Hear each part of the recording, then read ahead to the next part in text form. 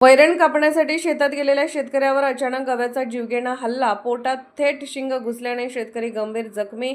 ग्रामस्थांनी लाकडी शिडीवर वरून उचलत रुग्णालयात पोहोचवले. कोल्हापूर जिल्ह्यातील गगनबावडा तालुक्यातील साखरी गावात शनिवारी सकाळी एक धक्कादायक घटना घडली. वैरण कापण्यासाठी शेतात गेलेल्या शेतकऱ्यावर गव्याने अचानक हल्ला केला. या हल्ल्यात हिंदूराव बळवंत कोटकर वय 52 वर्ष हे गंभीर जखमी झाले आहेत.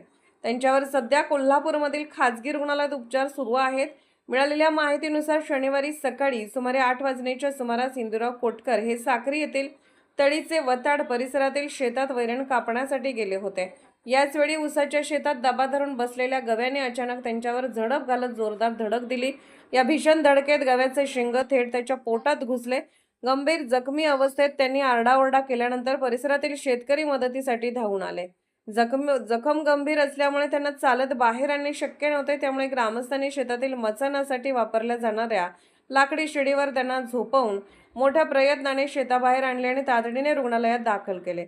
घटनेची माहिती मिळताच वनपरिक्षेत्र अधिकारी अशोक राऊत यांनी वनरक्षक सूर्यकांत गुरव यांनी घटनास्थळी भेट दिली. वन विभागाने तातडीची 1 लाख रुपयांची आर्थिक मदत देखील जाहीर केली.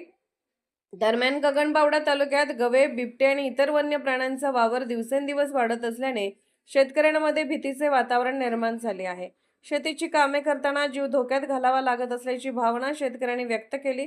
त्यामुळे वन विभागाने नियमित गस्त वाढवून प्रभावी उपाययोजना कराव्यात अशी मागणी आता जोर धरू लागली आहे. या घटनेबाबत तुमचे मत काय? वनमंत्र्यांच्या वाढत्या वावरावर कायमस्वरूपी उपाय काय असावा? तुमचे मत कमेंटमध्ये नक्की सांगा.